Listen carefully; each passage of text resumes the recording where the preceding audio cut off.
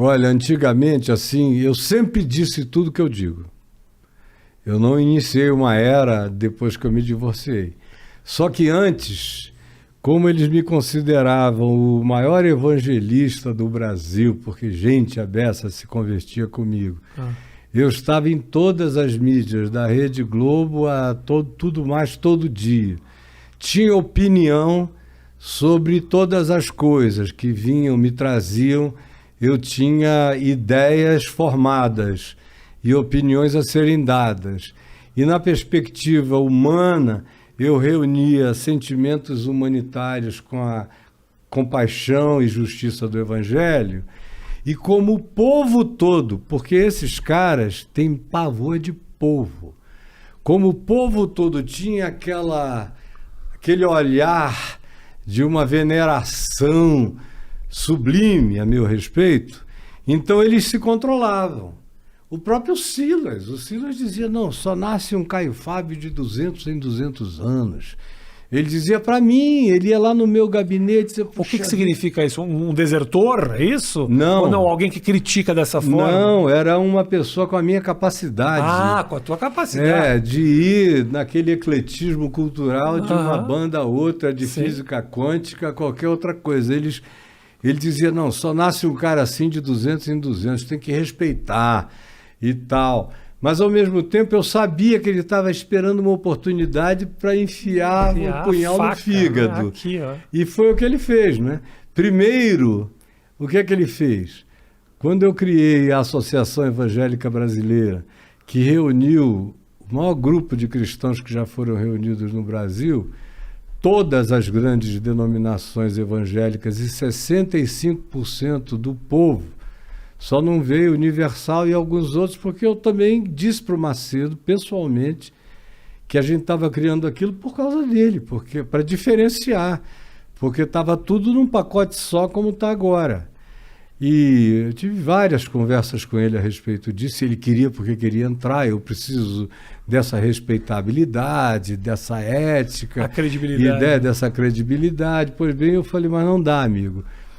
Foi tudo, e o Silas começou a se bandear para o Macedo, quando o Macedo ofereceu $40 mil por mês a ele, para ficar de plantão naquele tal de 25ª hora que tinha na Rede Record, nos anos 90, para falar mal de mim sempre que eu dissesse alguma coisa que desagradasse ao Macedo. Deus do céu. Aí ele ganhou esse dinheiro e ele ia lá, ele chegou a chorar uma vez, na minha presença.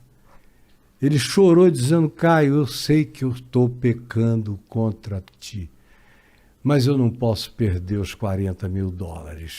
Falei, cara, cada um tem seu preço. Falou isso, não é que você leu isso, ele falou ele isso. Ele falou para mim isso 3 ou 4 vezes. E uma vez, um pastor aqui de São Paulo, chamado Jabes Alencar, estava com ele e ouviu ele falar. Outra vez eu tinha um auxiliar meu, Marcos Salomão, comigo, e ouviu ele falar. Outras vezes na sala, ele falou com gente ali, meu filho do lado, algumas outras pessoas, ele falou. E eu falei, olha, cada um tem seu preço. Agora, eu acho que quem tem uma relação de fato com a consciência do Evangelho, não está havendo em nenhuma perspectiva. Não estaria tomando essa atitude. Aí ele só foi fazendo, cada vez foi piorando. Quando eu me divorciei, em 98, aí para ele e para todos eles, toda essa corja inteira, não dá para eu chamar de outra coisa a não ser de corja, porque são abusadores, exploradores, lúcidos acerca da sua própria exploração. Tem uns que fazem isso por ignorância, são seres toscos, irreflexivos, mas não é o caso deles. Eles sabem o que eles estão fazendo, eles sabem que o que eles fazem não é evangelho, como eles mesmos, alguns já me disseram. O Macedo já me disse, outros já me disseram, olha, Caio, o que você ensina é o evangelho e é o certo, mas só que não dá certo. Não junta grana, deixa todo mundo livre. E eu não quero isso, eu quero grana. Eu quero competir com o Roberto Marinho, eu quero dinheiro, eu preciso de milhões. Aí nesse processo, gente que trabalhou com ele, cujos nomes eu sei, alguns estão vivos, uns 3 já morreram. Me disseram que eles foram pegar dinheiro na Colômbia, aí no meio de gente, aquele pior dinheiro possível, que a moçada dos lugares de processamento e de venda mundial do rastilho de neve estavam oferecendo para lavar. Para lavar. Diz, olha, fica com 30% e devolve o resto para a gente, viaja pelo gasofilácio da igreja, devolve para lá, fica com isso, para você. Grana, indiscriminadamente. É o negócio da igreja não pagar imposto, essas coisas, né? Aí você é tão fácil isso ali para eles, né? É como Constantino, que cooptou, transformou o evangelho em cristianismo no 4º século, fazendo a mesma coisa.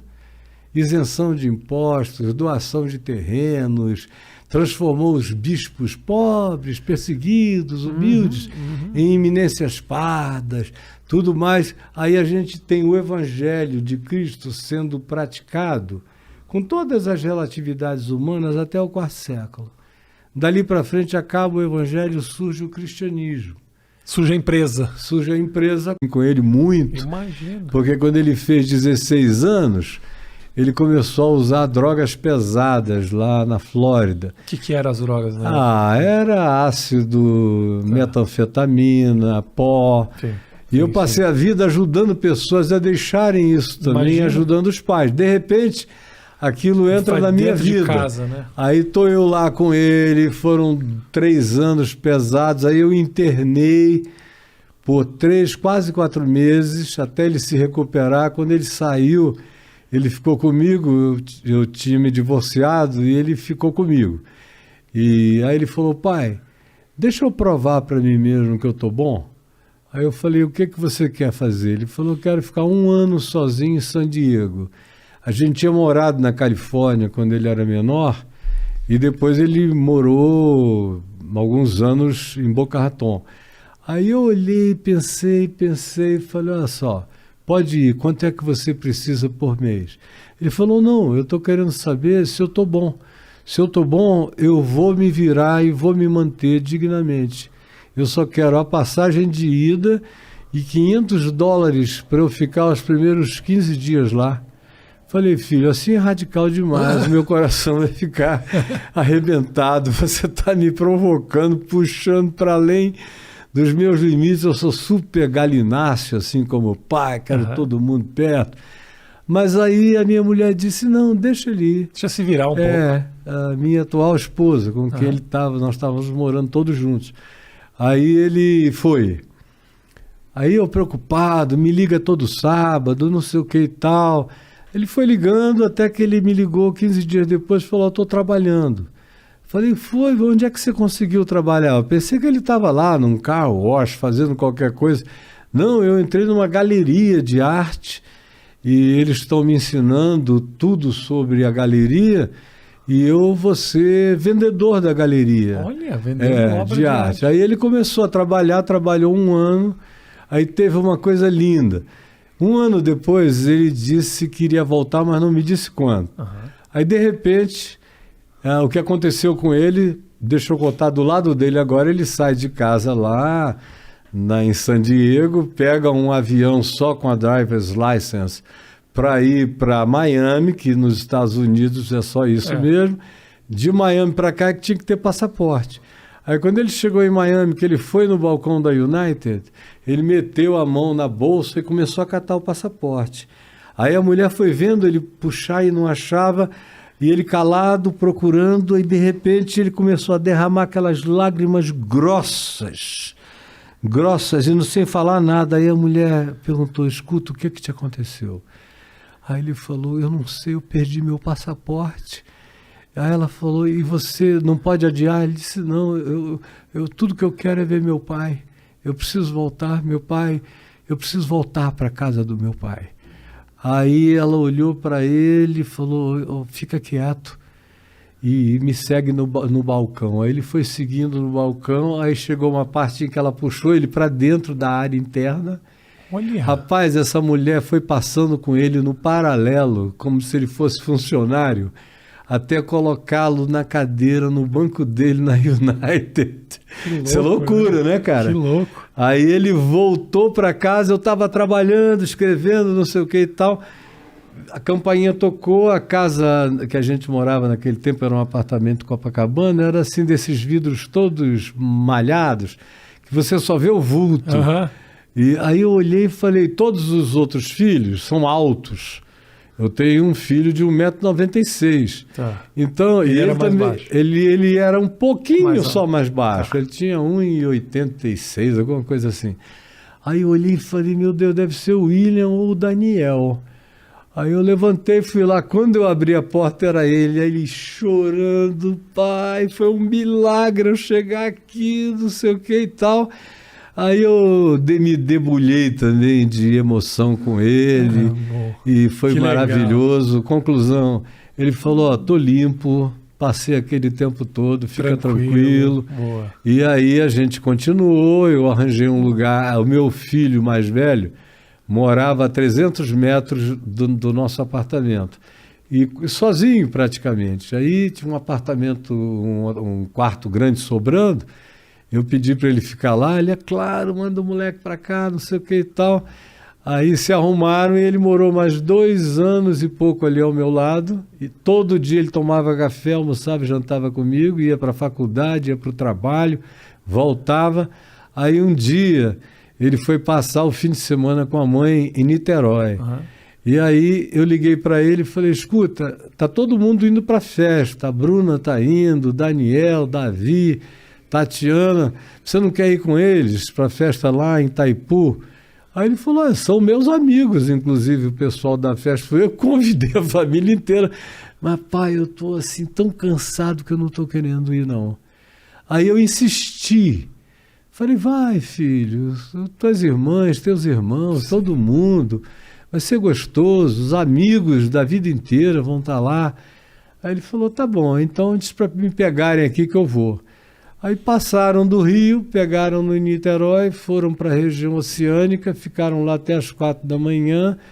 Na volta, pararam num lugar na frente de uma padaria chamada Do Grão ao Pão, que foi o lugar onde ele pegava pão para casa toda manhã, muitos anos, a gente morou ali do lado. Aí pararam, ele foi pegar um pão, atravessou a primeira metade da rua e tem a Ilha do Meio. Quando chegou na Ilha do Meio, ele deu uma dançadinha assim para o pessoal que estava no carro e tal, deu uma rodada. Aí todo mundo olhou e alguém até disse, não tem ninguém não. Rapaz, ele botou o pé na rua, veio um BMW a 100 e não sei quanto, de uma menina com menos de 18, sem carteira, e só tocou nele. E ele foi jogado a uns quase 50 metros de distância, no alto, bateu numa parede, já foi morto e caiu morto. E aí aquela dor, minha filha me ligou 4h30, quando eu ouvi ela falando, falei, quem foi? Aí ela disse, foi o Lucas. Ele foi. Aí o outro filho, Davi, pai, não vem pra cá, eu não quero que você veja isso, eu não quero, fica aí. Por favor, manda o Ciro pra cá, que é o mais velho. Aí o Ciro foi cuidar dos papéis, e o Davi ficou cuidando da remoção do corpo. E aí a esposa, atual mulher, foi para lá, aí foi para o necrotério e preparou ele todinho e o devolveu num caixão que ninguém diria que tinha acontecido nada com ele. Ela maquiou, mexeu, arrumou, conversou com ele ali morto, falando do quanto ele era amado. Aí levaram-no pro necrotério, pro funeral, e eu estava lá com aquela dor indizível. E eu fiz o ato fúnebre.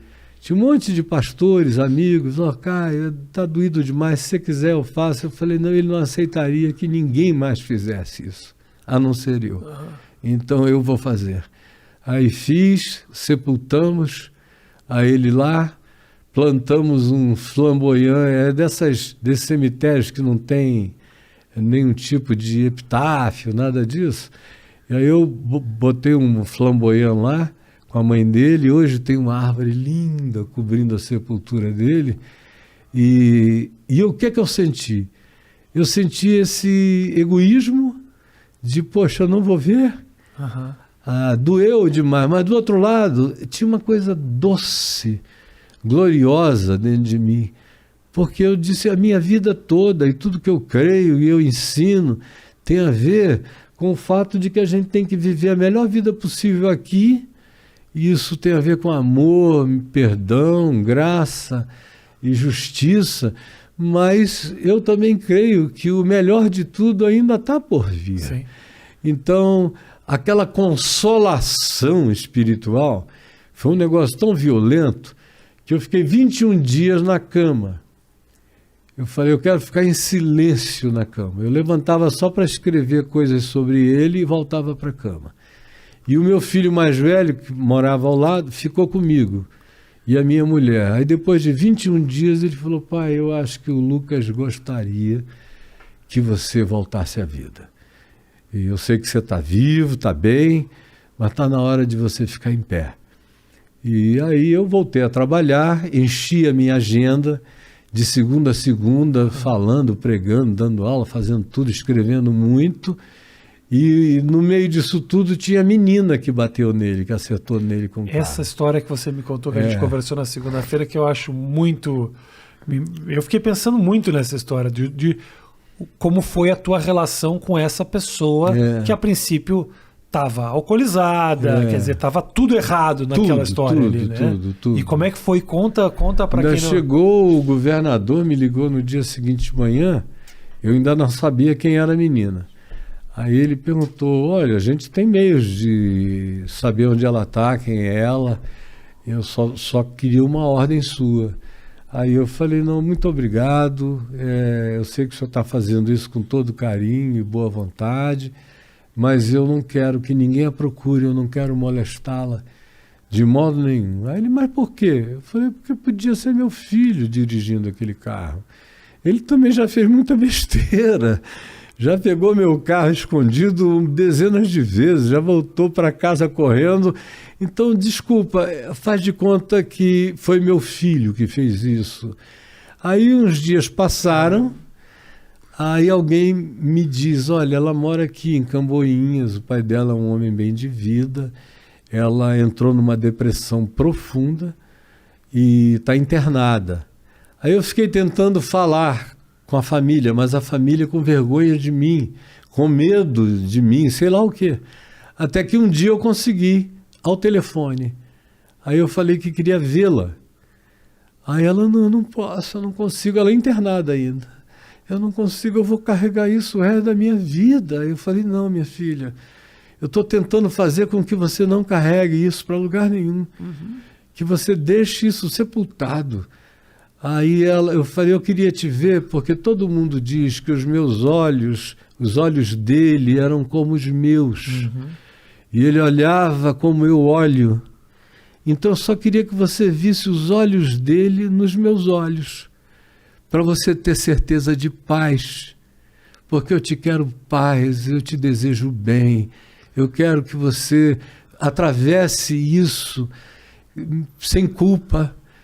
Você está perdoada. Deixa eu te dizer, como pai do Lucas, eu te digo que você está perdoada. Está perdoada por mim, por todos os meus filhos. Não tem ninguém aqui querendo outra coisa, a não ser que você fique bem. E a outra coisa que eu quero te dizer é que, em nome de Jesus, eu te declaro que os teus pecados estão perdoados. Fique em paz, levanta dessa cama. É só o meu desejo, eu não preciso nunca mais te ver, mas eu quero saber que você está bem. Quantidade de gente realmente muito bem financeiramente, bem-sucedidas até profissionalmente, bem-sucedidas nas suas relações até familiares, mas algo aqui não vai, né? Não, está vazio. Porque tudo aquilo que o cara chama de valor não é absorvido pelo Espírito. Então, fica tudo fora, não entra em ti, não te felicita. Você veja uma coisa, Você já ouviu falar em alguma menina de 15, 18, 16 anos aqui em Paraisópolis que se suicidou? Olha, de cabeça assim, não. Cara. Eu nunca ouvi na vida, em lugar nenhum. E olha que eu tenho intimidade com favela há muitos anos. Eu vejo a garota se prostituir, ou ficar zangada com um pai que bate nela, ou de alguém que abusa sexualmente. Aí você começa a atender aquela pessoa. Você vê que ela quase não guarda traumas daquilo. Que foi horrível, mas ela não guarda traumas de natureza existencial, do tipo, eu quero morrer, a vida não faz sentido. A sobrevivência coloca aquela pessoa sempre na esperança de que o melhor está por vir. E ela tem que vencer, ela tem que ir adiante, ela tem que superar, ela tem que conquistar, ela tem que se pacificar, ela vai sempre. Agora eu vejo menininhas lindas que habitam mansões extraordinárias. Aí o pai diz que ela não vai não vai para o boarding school na Suíça. Aí a garota entra em depressão e se mata. Aí você vai comparar as relações. Esse suicídio é quase uma coisa que vai da classe média para cima. Você vê muito pouco caso de autoextinção entre pessoas de pobreza extrema. Você vê o cara não bêbado... Não que não exista também, porque também tem as condições químicas do cérebro que te colocam nessas situações que acaba não sendo de vivência, né? A pessoa nasce com desequilíbrio. Isso acontece, mas eu entendo o que você está falando. É uma insatisfação, assim, né? Que não é o bem que vai ocupar. Até porque a partir do momento que você consegue o bem, que você consegue ter uma tranquilidade financeira, você começa a pensar em outras coisas. E às vezes o buraco aparece. Você passou da linha da sobrevivência, aí você chegou à beira do abismo, porque é ali que o vácuo começa a dizer vamos adiante, e você vai igual o cara do Senhor dos Anéis, Precious, e vai fazendo aquela caminhada doida. Mas os casos mentais, neurológicos, tudo isso, podem acontecer em qualquer lugar, mas ainda assim eles acontecem mais quando não existe a motivação da luta, da sobrevivência. Perfeito. A solução de todas as coisas, quanto mais o indivíduo entra num estado de suposta solução, parece que inconscientemente mais as pessoas começam a procurar problemas no interior. No interior. Aí começa aquele vasculhamento interior. Aí o pai não é tão bom. O pai é legal, ele só não é perfeito. A mãe não é tão boa, essa casa. Aí começa a problematizar a ambiência. E eu vejo cada coisa no meio cristão evangélico, especialmente, tem muito menino e menina se suicidando com medo de dizer que são gays ou lésbicas ou não binárias ou qualquer coisa para os pais, com medo da repressão. Então agora, antes da pandemia... Rapaz, houve uma quantidade brutal, 3 anos antes da pandemia, de jovens de igreja se suicidando e de pastores. Nos Estados Unidos foi uma epidemia de pastor se suicidando. Por quê? Porque a igreja americana, evangélica, à semelhança da brasileira, lá eles foram cooptados pelo Trump, assim como aqui foram pelo Bolsonaro. Então, conclusão, esses que não foram... e que tinham uma esperança enorme em que a igreja fosse uma sociedade alternativa, isso e aquilo, se desmoronaram e eles não tinham... Né? Decepção e não tinham algo mais profundo onde segurar. Era muita religião e pouca fé, pouca espiritualidade, pouco Deus para eles mesmos. Então foi uma decepção e gente morrendo. Eu só recebia notícias. Então é um vazio que a religião não tapou. Ela não tapa. Quem tapa é você, é a sua fé. É amor. Então mesmo que você não chame de Deus, quando você opta pelo amor que não é romântico, não é sedução, isso aí é uma outra forma de amar, tem a ver com o mamífero reprodutor e com outras coisas. Mas o amor genuíno é uma escolha. É uma escolha de quem você quer ser. É uma escolha de que caráter você quer ter. E isso pode acontecer com qualquer um em qualquer lugar. Pode estar lá na Ilha de Páscoa. Nunca ouviu falar de Deus, de Jesus, do jeito que, por exemplo, eu falo. Mas o cara fez uma escolha. E eu já estive em tribos indígenas bem originais, há 40 e tantos anos atrás. Eu ainda era um jovem. E eu via aquele pessoal, muitos deles, meu Deus, não sabiam nada, mas amavam. Cuidavam da mulher, cuidavam dos filhos, cuidavam da caça, da casa, se divertiam uns com os outros da maneira mais limpa, não tinha nada que gerasse briga. O cara ficava ancião lá com 35 anos, ele formava a roda dos anciãos, sentavam para se divertir, conversar, histórias de caça, do mato, e os filhos é que iam caçar, as mulheres trançando, fazendo outras coisas, tudo lindo. Eu comecei a olhar para aquilo e a minha tese de ordenação ao Ministério Presbiteriano, quando eu tinha 20 anos, e me pediram uma tese para me ordenarem, aí eu escolhi uma tese que, resumindo o tema, era o seguinte: era a relação de Deus, das pessoas com Deus, fora de qualquer conhecimento religioso. E aí a minha tese era essa, baseada, claro, em Jesus e no Evangelho. Porque o critério final do Evangelho, quando Jesus fala, a única vez que ele fala mesmo de um juízo, ele chega e diz que naquele dia vão ser separados uns dos outros, como um pastor separa no campo os cabritos das ovelhas.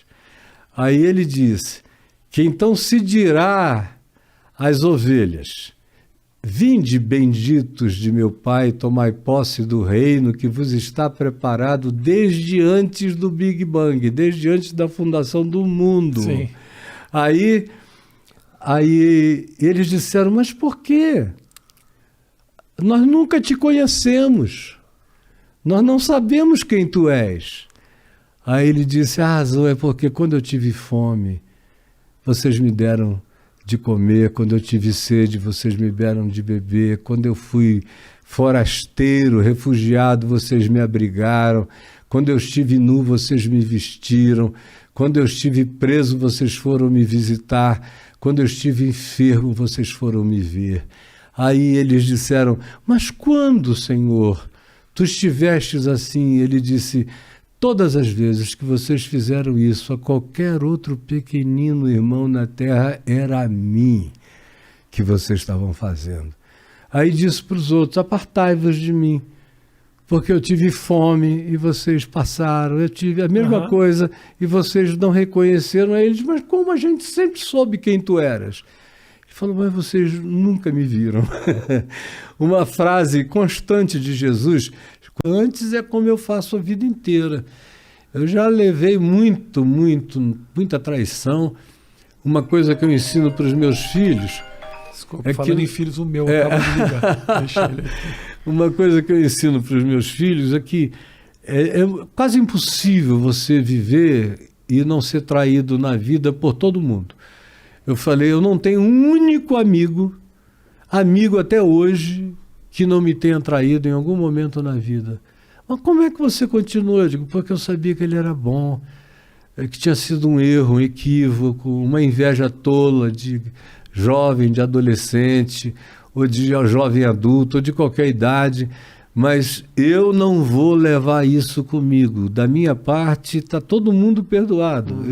Uma coisa que eu faço todo dia quando eu acordo, eu sento e digo: Jesus, o mundo inteiro está perdoado. Cara, isso arranca de você toda a autovitimização, toda a dívida dos outros para com você, limpa teu coração, é uma higiene do espírito. O perdão te dá poder para viver em qualquer circunstância, não te dá medo de ninguém, você se aproxima de qualquer um, não foge de ninguém na vida, se o teu coração carrega isso. É muito duro você ter alguém com quem você não... Alguém que você não consegue perdoar, e aí você tem que evitar certos lugares, evitar certas coisas, que fala, poxa, eu carrego rancor dessa pessoa. É duro. Eu tenho umas boas... Tem uma turma aí que eu preciso perdoar dentro de mim, não que elas tenham pedido perdão para mim. Não precisa. E não precisa.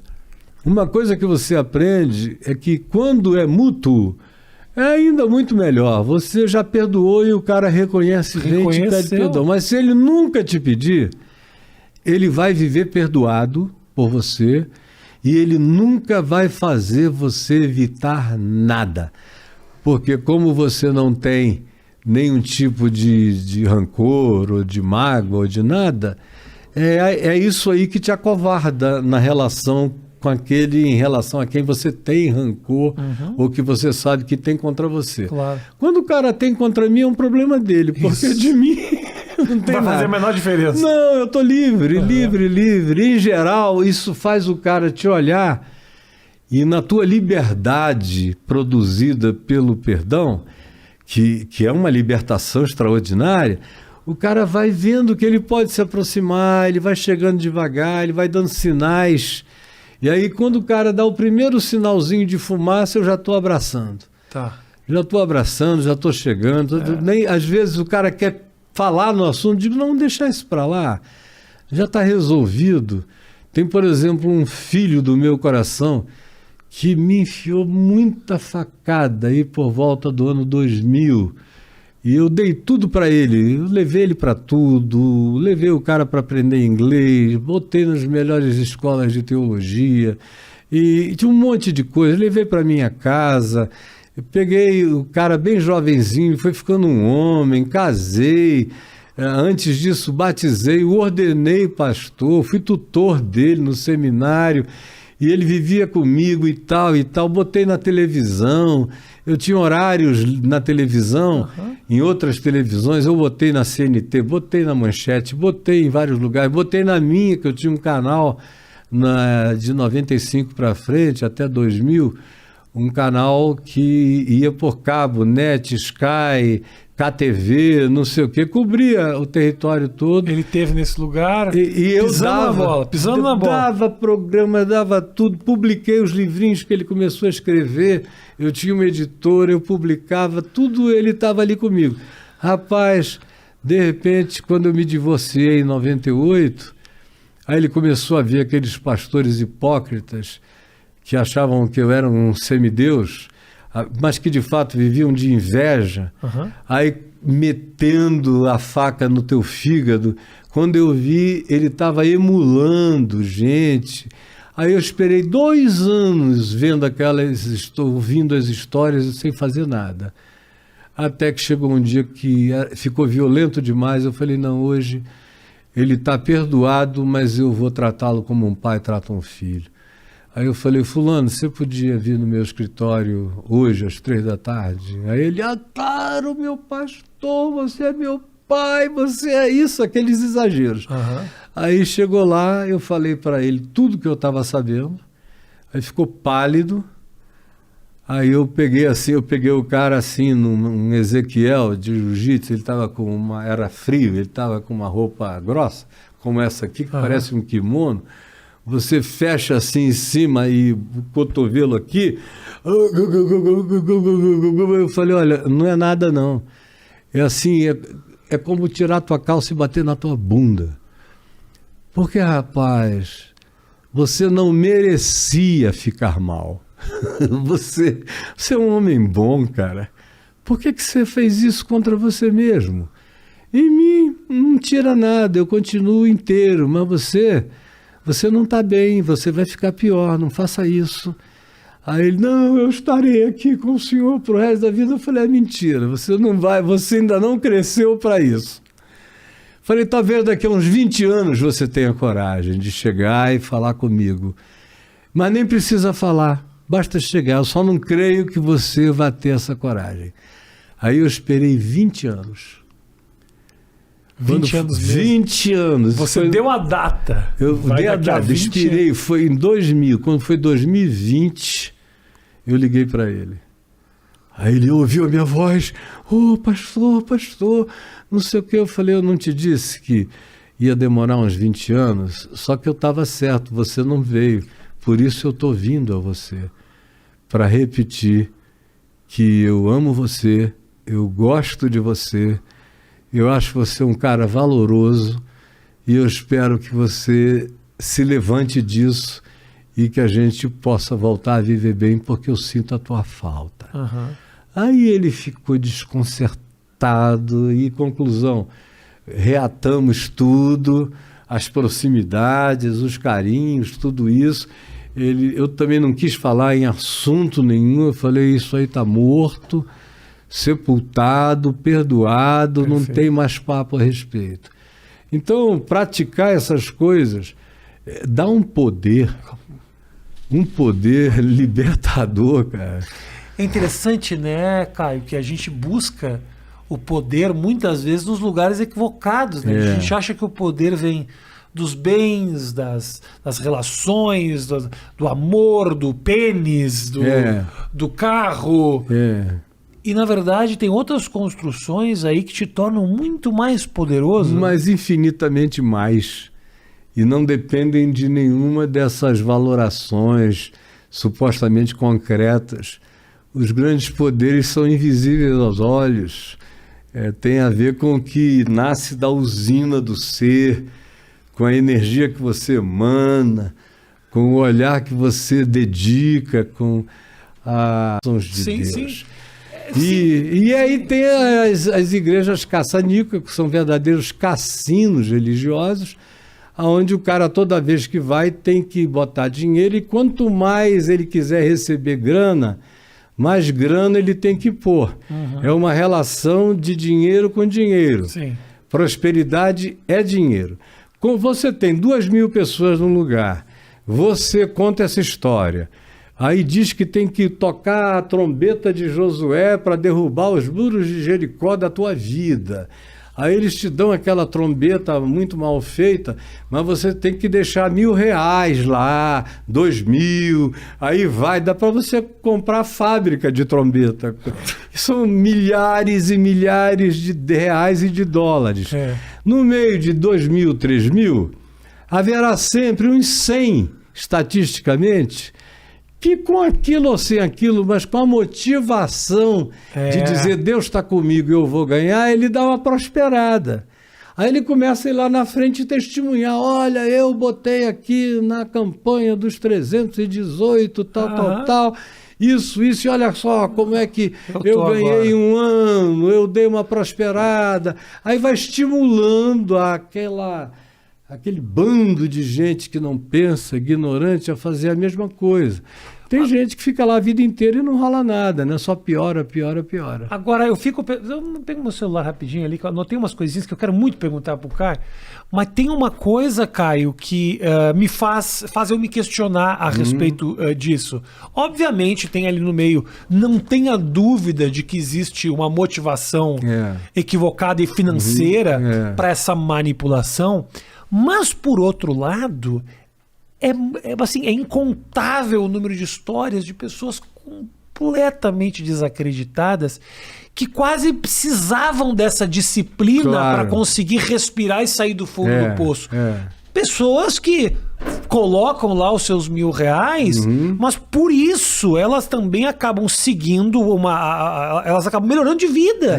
Porque elas ganham o objetivo. Entram na linha, o pai para de bater na esposa, começa a ficar dentro de casa, cuidar dos filhos, sai do mundo das drogas. Obviamente, não estamos agora vendo a motivação do pastor.